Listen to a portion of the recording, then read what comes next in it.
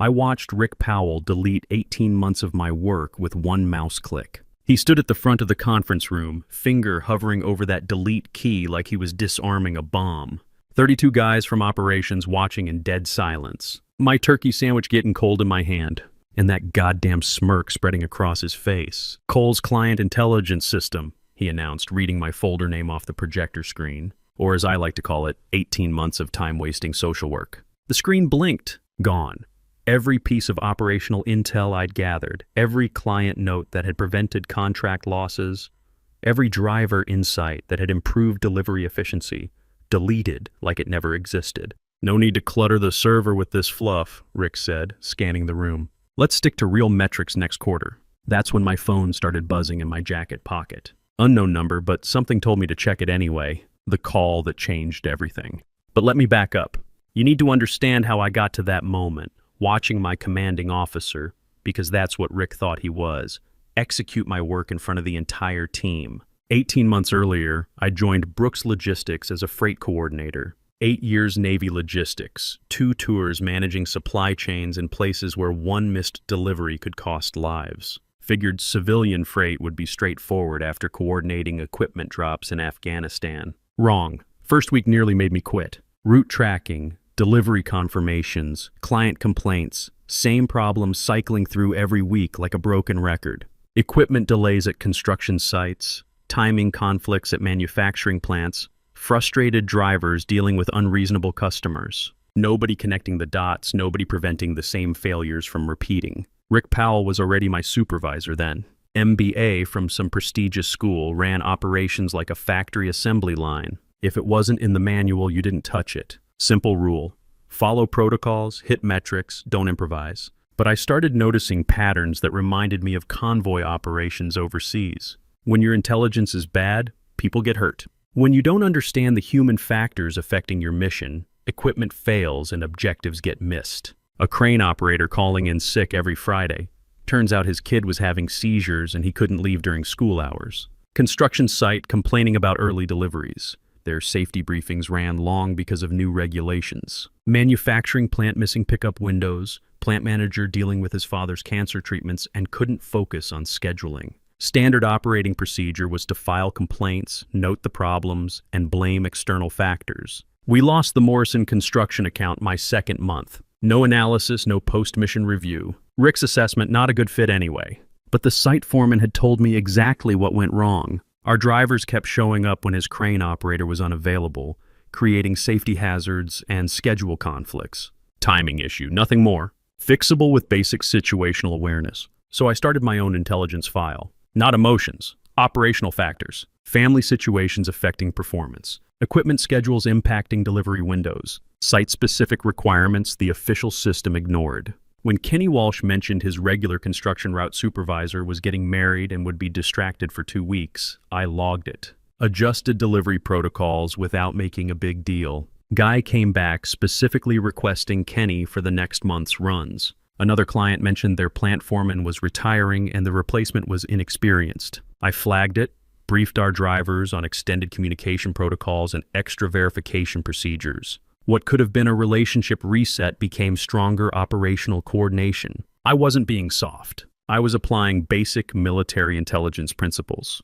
Know your operational environment, understand personnel factors, anticipate problems before they become mission failures. Rick caught wind after a few months. "Don't waste time on side chatter, Brennan. You're not their counselor." I nodded, kept my expression neutral. "Copy that, but I didn't stop.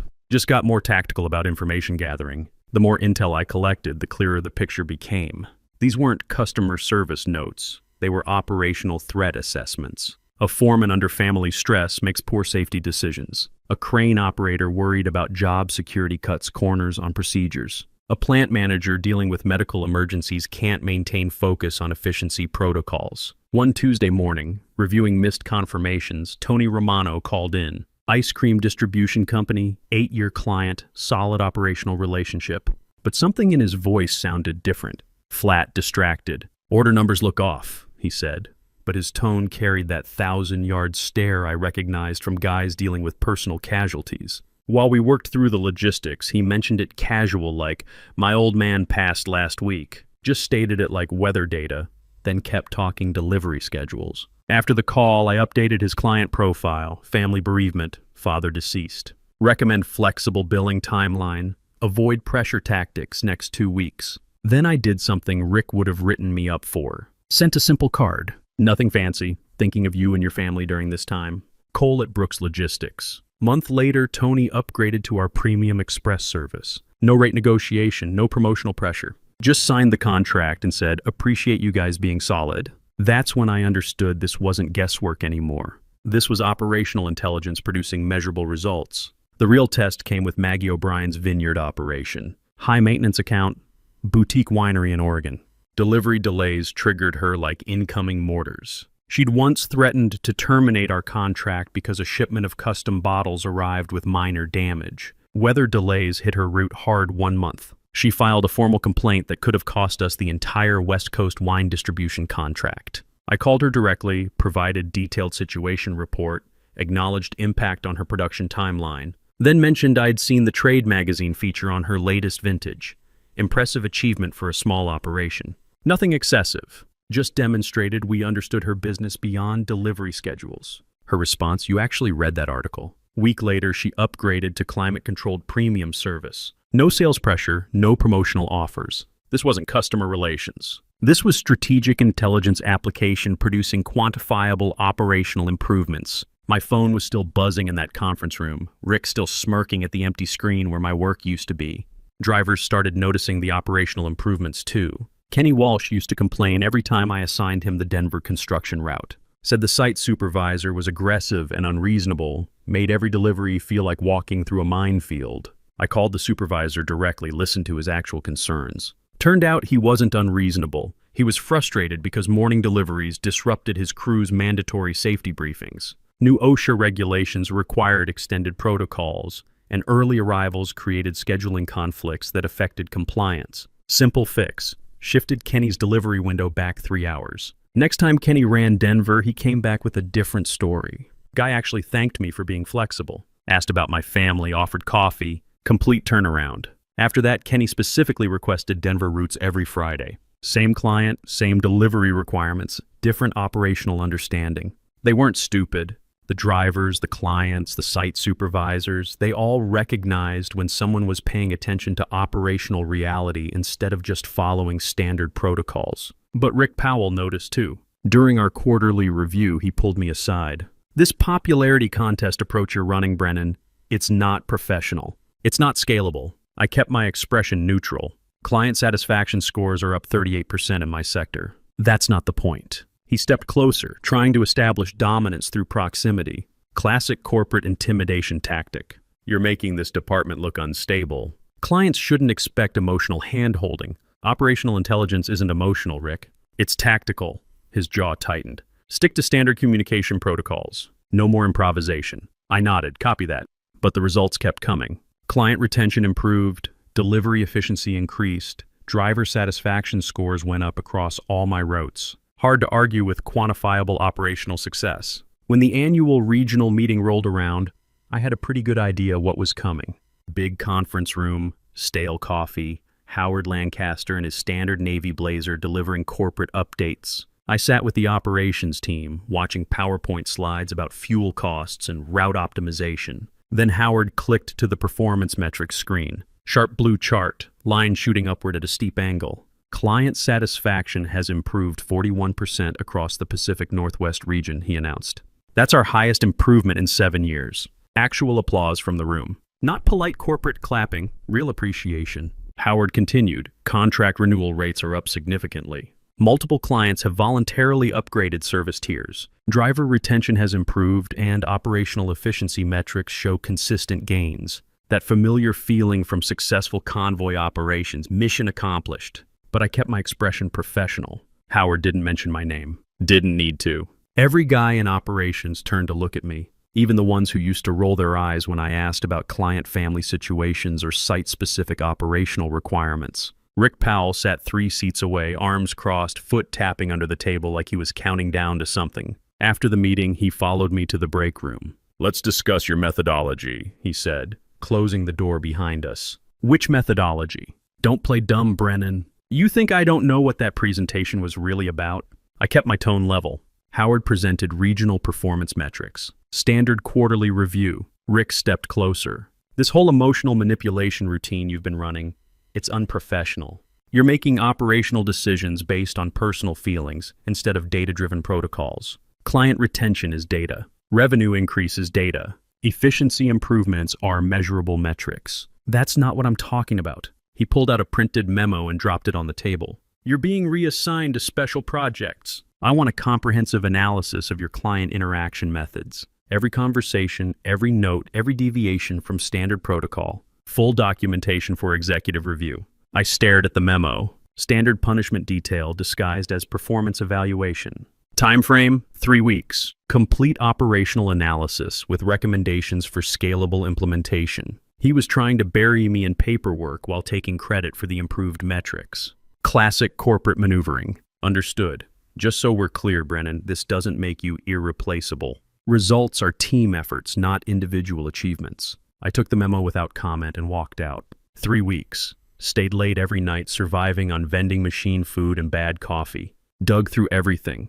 Call logs, delivery records, client feedback forms, internal communications. Built comprehensive spreadsheets connecting client upgrade decisions to proactive communication frequency. Mapped revenue improvements to problem-solving initiatives. 67 pages of documented operational intelligence proving that situational awareness improved both client satisfaction and company profitability. Every metric cross-referenced, every improvement quantified, every successful intervention cataloged. When I submitted the report, I wasn't tired. I felt like I'd just completed mission prep for a major operation. Rick accepted it like routine paperwork. I'll review this and provide feedback. Copy that. Just remember, Brennan, individual tactics don't automatically translate to department-wide strategy.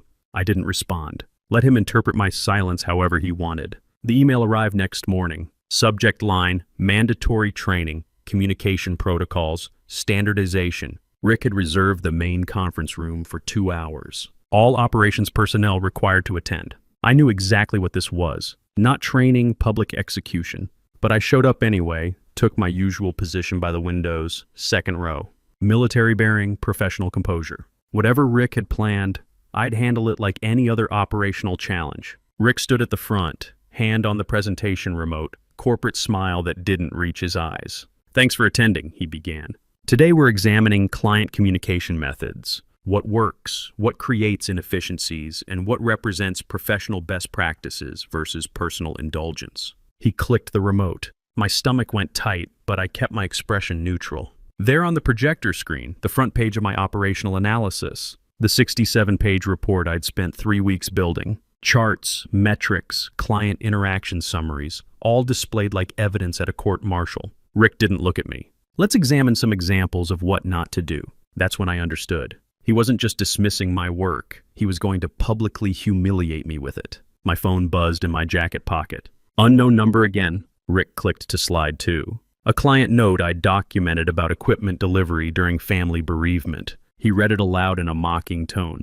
Site supervisor requested delivery delay due to family funeral. Confirmed alternative schedule and implemented follow-up protocol for Monday. He scanned the room with that corporate superiority look. Seriously, we're tracking family funerals now? What's next, birthday parties? Dead silence, nobody laughed. Click, another slide. Crane operator's son deployed overseas, stress affecting operational performance. Recommend consistent scheduling and clear communication protocols. Rick smirked. Are we running a logistics company or a counseling service? Still nobody laughed. I caught Kenny's eye across the room. His jaw was set tight. So were half the other guys. Rick kept going. 10 more slides, each one twisting operational intelligence into corporate comedy. A note about plant manager retirement planning. Another about foreman's safety concerns. Every piece of information that had prevented problems or strengthened client relationships. All turned into ammunition for his efficiency theater. I sat there, hands steady on my knees, watching him destroy 18 months of proven results. Not embarrassed, calculating. These are operational distractions, Rick declared.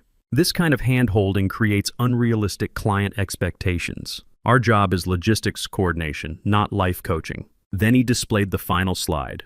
My revenue correlation chart showing direct connection between proactive communication and contract renewals. 41% improvement in client satisfaction. Quantifiable results. He ignored the numbers completely, just hovered his mouse over the shared drive folder. I've decided this database creates unnecessary complications. One click, delete. Server space is expensive. Starting next quarter, we'll focus on measurable metrics only. Complete silence. 32 guys watching their supervisor delete proven operational improvements because they didn't fit his corporate efficiency model. My phone buzzed again. Same unknown number. I stood up, stepped toward the door like I was heading to the restroom, kept walking to the hallway. Cole Brennan, this is Pat Sullivan, Apex Freight Solutions. You got 5 minutes? I pressed my back against the wall, watched through the glass as Rick continued his presentation. You've got 3. She laughed. Genuine, not corporate fake. Fair enough. Direct approach. We've been tracking your operational results at Brooks. The client intelligence system, that's your development, correct? I didn't confirm immediately. We've interviewed 6 clients who renewed or upgraded this year. They all mentioned you specifically. Also spoke with 4 drivers who transferred to our company from Brooks. Same feedback. My pulse stayed steady, but I felt that familiar pre-mission focus kicking in. What's the offer? Director of Client Operations. Base salary $95,000. Profit sharing, equity options. Remote flexibility when needed. You build your team using whatever methods work. No hesitation. You asking me to bring client data or internal information? Negative. Just asking you to keep being exactly who you are. That was it. No extended sales pitch, no multi-round interview process. Just someone who understood operational value without needing a PowerPoint presentation. I accept. Contract's ready for digital signature. Can start Monday if you want. Send it! I hung up and walked back toward the conference room. Rick was still talking about streamlined communication protocols and standardized efficiency metrics, like he hadn't just eliminated the system that produced their best quarterly results in 7 years. I stepped into the projector light and faced the room. Same calm I'd felt before convoy operations in hostile territory. Clear thinking, decisive action. Quick announcement, I said, voice carrying to the back wall. Rick's mouth snapped shut. I'm resigning from Brooks Logistics. Effective immediately. Half the room looked confused. The other half looked like they were processing tactical intelligence they hadn't expected. Rick forced that executive laugh. That's not how resignation procedures work, Brennan. You'll need to submit a proper documentation through human resources. I pulled out my phone, opened the contract, turned the screen toward him. Apex Freight Solutions. Director level. Already signed. He reached for my phone like he had authority to review it. I pulled it back. I don't need your approval, Rick. From the corner, Howard Lancaster stood up without saying a word, straightened his blazer, and slipped out of the room like he wanted no part of what was about to happen. Rick stepped forward, trying to regain control. You can't just abandon your responsibilities without proper transition procedures. Watch me. I turned back to the team. For anyone interested in working somewhere that values operational intelligence over corporate theater, you know how to reach me. I didn't wait for responses. Walked out with the same bearing I'd used leaving Firebase briefings. Mission complete, moving to next objective. The elevator opened at Apex Freight's downtown office. Clean space, industrial design, people moving with purpose instead of corporate fear. Every person I passed nodded like I'd already earned my place there. Pat Sullivan came out of her corner office with both hands extended. Welcome to your operation, Cole. My office had real walls, not cubicle partitions. Nameplate read Director of Client Operations. I dropped my gear, opened a new spreadsheet, and started building operational protocols. 2 hours later, my phone rang.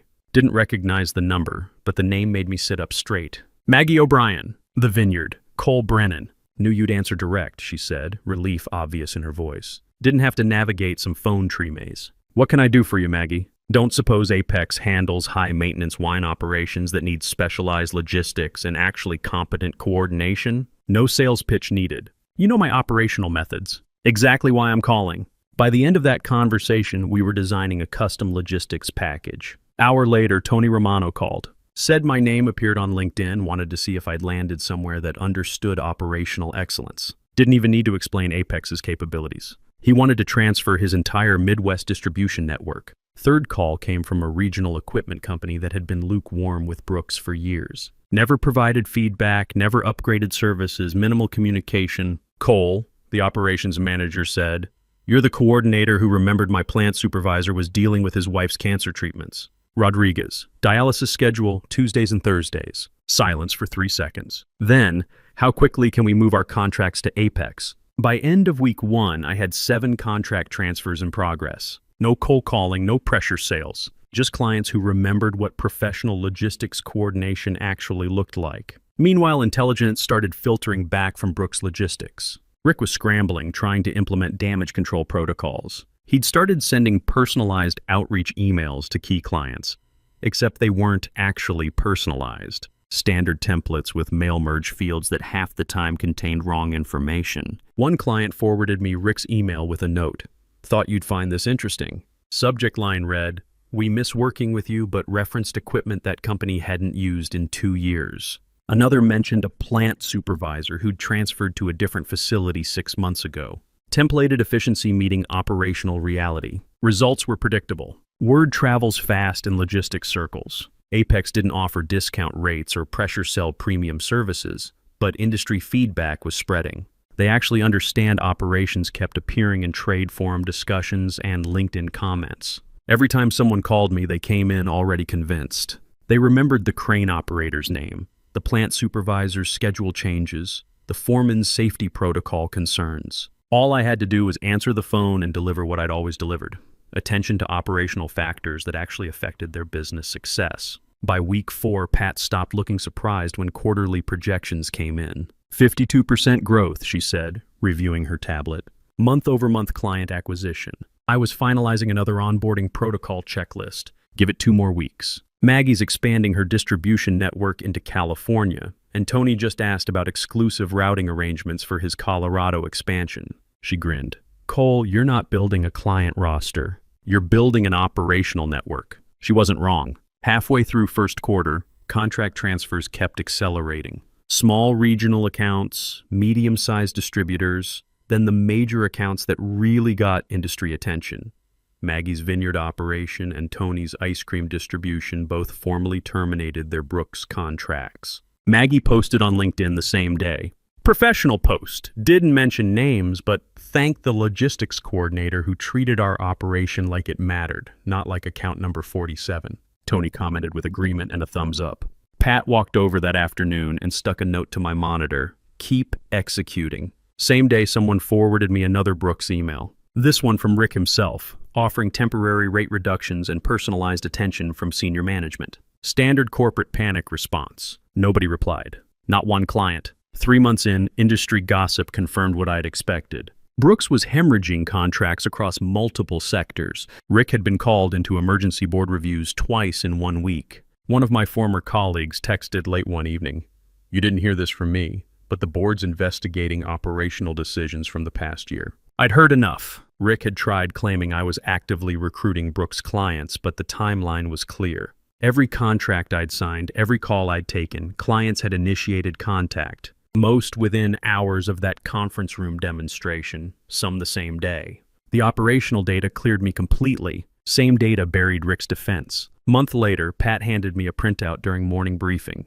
"Rick's final strategic move," she said. "Mass email to Brooks' remaining client base, offering emergency rate cuts and executive-level oversight of all delivery operations." Nobody responded. That was the last time Rick Powell's name came up in professional conversation. Truth was, I didn't need revenge operations. Didn't need to sabotage his career or burn professional bridges. He'd handled all of that himself, one deleted file at a time. I just gave clients an alternative, and they made their own tactical decisions. 4 months later, reviewing quarterly performance reports, my assistant knocked on the office door. "Call from Howard Lancaster," she said. "Claims it's urgent operational matter." I stared at her for 3 seconds. Hadn't heard that name since the day I walked out of Brooks. "Put him through." Howard came on smooth and diplomatic, like he hadn't abandoned ship during that conference room confrontation. "Cole, hoping we can discuss potential collaboration opportunities that benefit both organizations." "Didn't realize we were still operating in the same sector, Howard." He gave that executive chuckle they use when they're trying to project confidence while drowning.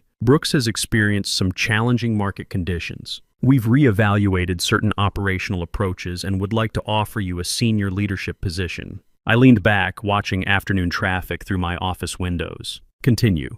"Senior Vice President of Strategic Operations. Complete autonomy over client relations, team development, operational methodology. Your protocols, your decisions, compensation package. Double your previous Brooks salary, plus performance bonuses and equity participation. Additional considerations? Full departmental authority. Your recruitment choices, your structural decisions. We're prepared to be extremely flexible. I let silence stretch until it became uncomfortable. Howard Apex provided all of that before it became a desperate necessity. He cleared his throat. I understand, but I don't think you're appreciating the full scope of what Brooks is offering. I think I'm appreciating it perfectly. Cole, this represents a significant opportunity to, Howard, I'm not returning to Brooks. He didn't argue, just quiet acknowledgement and disconnection. 6 weeks later, Brooks announced layoffs affecting 40% of operations personnel. Industry news confirmed they'd sold 2 regional divisions to a Chicago-based firm nobody recognized. Rick Powell wasn't mentioned in remaining organizational structure. Someone forwarded me his updated LinkedIn profile. Operations consultant, process optimization, available for project-based engagements. No mention of Brooks, no mention of management titles. Generic corporate headshot and a list of fabricated achievements. Same day that news broke, Pat called me into her office. We want to formalize your position, she said, sliding a contract across her desk. Header read Apex Freight Solutions with a title across the top, Managing Partner, Strategic Operations Division. I signed before sitting down. The office I used to occupy was just workspace. Now I commanded an entire floor, full operational team, complete strategic autonomy. Real authority, not corporate theater. And I didn't chase business anymore, it came to us. Every contract renewal happened because clients trusted our operational capabilities. We knew their equipment schedules, their personnel situations, their site-specific requirements. We showed up when competitors were still following standard protocols. Industry messages started arriving regularly. Not from clients, from former Brooks personnel. Simple requests, mostly. Any openings available? You were right about operational intelligence. Wish I'd followed your lead. I hired when positions opened, kept building the kind of operation I'd always wanted to run. Perfect thing was, I never had to destroy anything. Rick had handled that mission himself, one efficiency protocol at a time. His obsession with standardized metrics blinded him to the fundamental truth about logistics. People don't stay because you follow procedures. They stay because they know you understand their operational reality. No lawsuits, no public confrontations, no corporate drama, just contracts quietly transferring from one company to another, one satisfied client at a time. Now, when I walk Apex operations floors, I see evidence of what actually works. Photos of drivers' families on workstations, notes about client operational schedules, updates on plant manager retirements and safety officer concerns. Every client file contains operational intelligence that isn't about revenue projections. It's about understanding the human factors that affect mission success. When emails arrive starting with, "You probably don't remember this, but I do," every single operational detail. Rick thought it was inefficient social work. I proved it was strategic advantage. And the best part? I didn't need revenge. I just got too damn good to ignore.